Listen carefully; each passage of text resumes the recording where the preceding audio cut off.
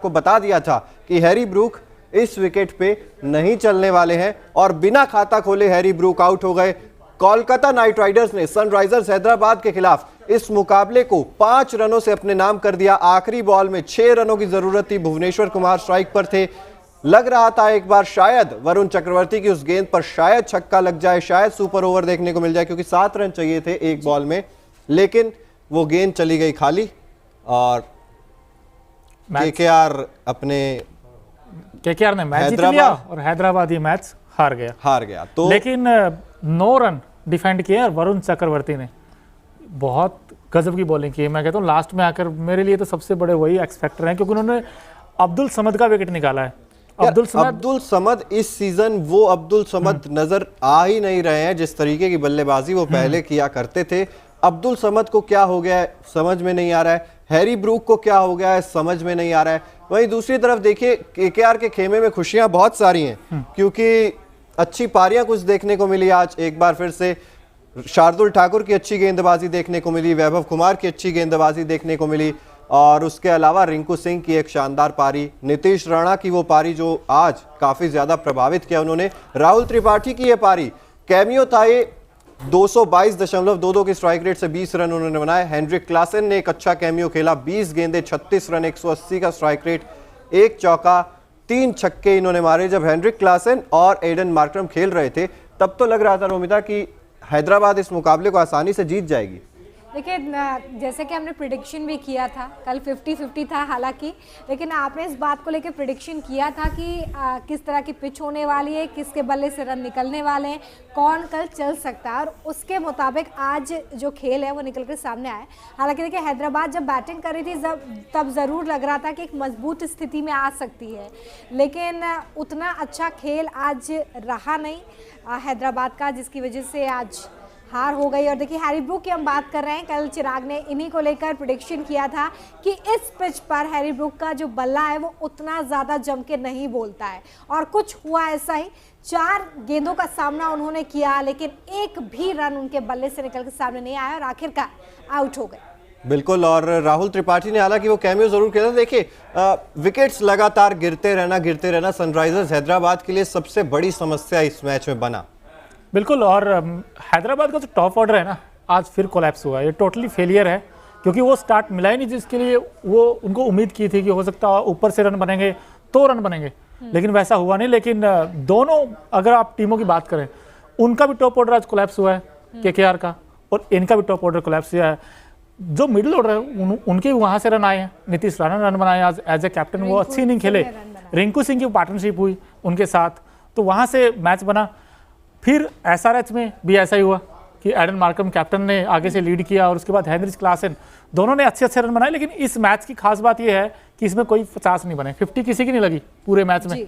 लेकिन मुझे थोड़ा सा अपसेट इसलिए हुआ हूँ मैं, डिसअपॉइंटेड, कि हेनरिक क्लासन जिस फ्लो में थे, उस बैट्समैन के पास जो फुटवर्क है, उन्होंने बैकफुट में बढ़िया शॉट लगाए हैं, क्योंकि वो पावर जनरेट करते हैं, वो बॉटम हैंड का अच्छा इस्तेमाल करते हैं। स्पिनरों के गेस्ट उन्होंने अच्छे शॉट खेले थे, वो क्यों नहीं फिनिश करके आए, मेरा ये सवाल है। देखिए आपको एक ही गेंद चाहिए होती है आउट होने के लिए, वो अच्छी गेंद हो चाहे खराब शॉट हो, वो दोनों का मिक्सचर नजर आया आज हेनरिक क्लासन की विकेट में। और मुझे लगता है कि अगर इस टारगेट को डीप लेकर जाते तो थोड़ा सा बेहतर तरीके से आप चेस कर पाते, लेकिन एडन मार्करम और हेनरिक क्लासन दोनों ने शायद ये गलती की कि आप अटैक करने को गए उस टाइम। अगर आप सिंगल्स डबल्स लेके चलते तो शायद इस टारगेट को बेहतर तरीके से चेस किया जा सकता था। लेकिन आज Okinawa effective player of the match, क्योंकि ओकिनावा की हर स्कूटी कॉस्ट इफेक्टिव है, उसी तरह से आज इफेक्टिव पारी खेली है रिंकू सिंह ने, जो अभी आपकी स्क्रीन पर आएंगे।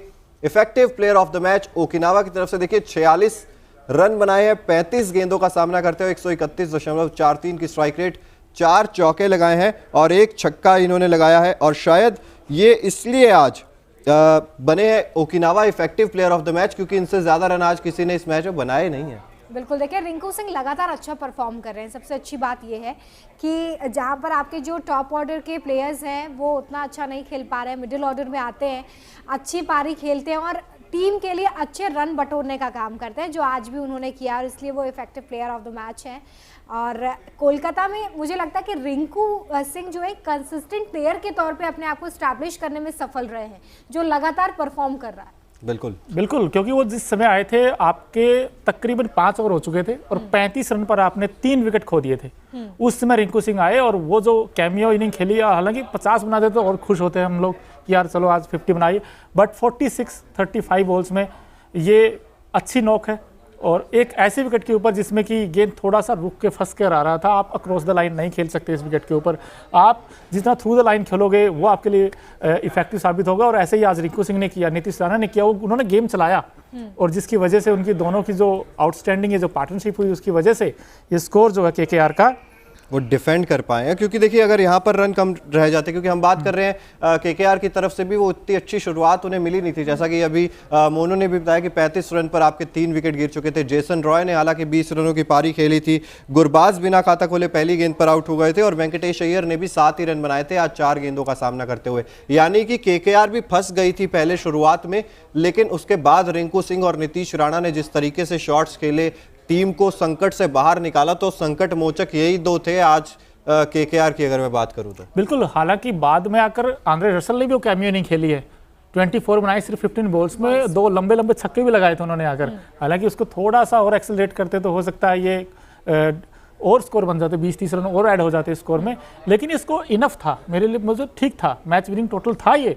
बट आपके जो गेंदबाज है उनमें थोड़ी सी कहीं ना कहीं नीतीश राणा की मुझे कैप्टनसी पे थोड़ा सा सवाल इसलिए उठा है क्योंकि आपके जो विकेट टेकर थे शार्दुल ठाकुर, उनको बीच में आपने बॉलिंग अटैक पर नहीं लेकर आए। आप वापस उन्हीं गेंदबाजों के साथ चले गए। आंद्रे रसल ने भी आज ठीक गेंदबाजी की, लेकिन सुनील नारायण को आप बार बार गेंदबाजी कराते रहे। मेरे ख्याल से अगर आप श्रेयस को भी आज मिस किया इन्होंने, वो अगर होते तो हो सकता है विकेट चटका देते, क्योंकि उनमें वो एबिलिटी है विकेट टेकिंग, क्योंकि ब्रेक थ्रू दिलाते हैं आपको टाइम टू टाइम। बट आज शार्दुल ठाकुर रन तो केकेआर की तरफ से किसी ने ज्यादा खाए नहीं। वैभव अरोड़ा एक ऐसे इकलौते गेंदबाज है जिनकी इकोनॉमी 10 से ऊपर है, लेकिन वो 2 विकेट्स आपको निकाल कर देकर गए हैं। और मार्को एंसन का वो विकेट जो लास्ट में अंतिम कुछ ओवर्स में आया, अगर वो ना आता तो शायद हैदराबाद इस मुकाबले को जीत जाती। तो ब्रेक थ्रू उन्होंने भी दिला कर दिया है। तो ऐसी बात नहीं है। देखिए गेंदबाजी में चेंजेस बहुत ज्यादा कर रहे थे और ऐसा लग रहा था कि भाई तेजी से कर रहे हैं, लेकिन जो भी आज नीतीश राणा ने किया वो उनके फेवर में ही कहीं ना कहीं जा रहा था। ये आंद्रे रसल की वो पारी है, कैमियो है,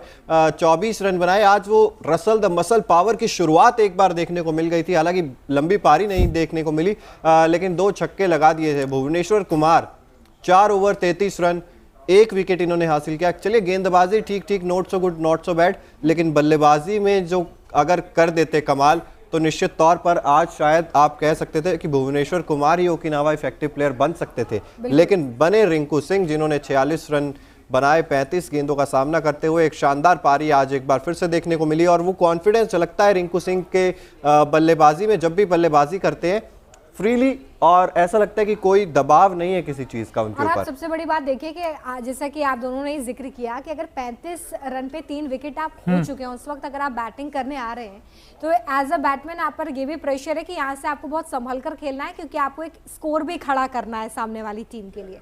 उस प्रेशर में इतना अच्छा खेलना, इतना अटैकिंग खेलना, ये सबसे ज़्यादा खास बना देता है रिंकू सिंह की पारी को, और इसलिए वो आज हमारे ओकिनावा इफेक्टिव प्लेयर बने हैं। लगातार हम और भी प्लेयर्स की बात कर रहे हैं। नीतीश राणा की बात करें तो 31 बॉलों का सामना किया, 42 रन उनके बल्ले से निकले हैं। हालांकि आज अच्छी पारी इनकी तरफ से भी, मुझे लगता है कि रिंकू सिंह और नीतीश राणा की तरफ से 40 के पार रन्स बने हैं बस। बिल्कुल, और क्योंकि हाईएस्ट रन स्कोरर इस मैच में, मतलब अचंबा सा हो रहा है कि 171-72 बन भी गए, दूसरी पारी में भी सिर्फ 5 रन शॉर्ट रह गए, लेकिन आज किसी ने 50 नहीं लगाई। ये चीज सुन के थोड़ी सी हैरानी जरूर होती है। लेकिन ओकिनावा कलरफुल मूवमेंट की अगर हम बात करें, जैसे कि भीड़ में भी आपको कलरफुल दिखाती है ओकिनावा की हर स्कूटी, उसी तरह से आज कुछ कलरफुल मूवमेंट्स देखने को मिले इस मैच में। सनराइजर्स हैदराबाद बनाम कोलकाता नाइट राइडर्स, ये एक छोटी सी बच्ची जो फ्लैग लेकर खड़ी थी हैदराबाद का, आंद्रे रसल का ये कैच जो आंद्रे रसल भी नहीं भूलेंगे, और एडन मार्करम का ये कैच। तो आज 2 खूबसूरत कैचेस देखने को मिले और ये खूबसूरत सा मूवमेंट जो था वो बना है आज का Okinawa colourful movement of the match.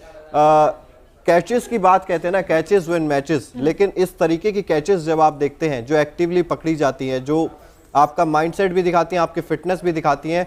तो दोनों टीमों से एक एक कैच आज ऐसी देखने को मिली, एक आंद्रे रसल की थी, एक एडन मार्करम की थी।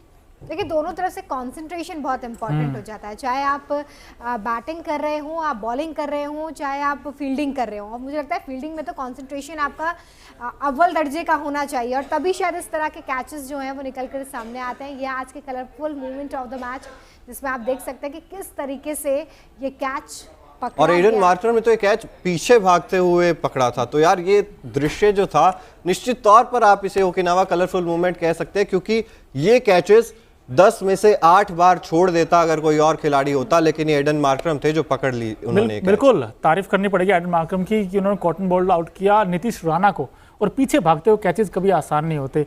उन्होंने कैच तो पकड़ा, बट उन्होंने मेरे ख्याल से मैच छोड़ दिया, क्योंकि जिस फ्लो में बैटिंग कर रहे थे वो 41 बनाए 40 गेंदों का सामना। लेकिन शुरू में थोड़ा सा कूल काम एंड कंपोज दिखे, धीरे धीरे उन्होंने स्टार्ट किया था। मुझे लगा मैच बन गया है, वो मैच निकल सकता था आराम से, बट पता नहीं यार, आई डोंट नो उनको क्या दिमाग में आया कि वो शॉट खेला। वो शॉट मेरे ख्याल से नहीं खेलना चाहिए था उस समय, क्योंकि आपको मैच डीप में लेके जाना चाहिए था, और ये मैच आसानी से आप जीत सकते थे, क्योंकि आपने जब वो आउट हुए थे सिर्फ 46 चाहिए थे, सिर्फ 32 बॉल्स में।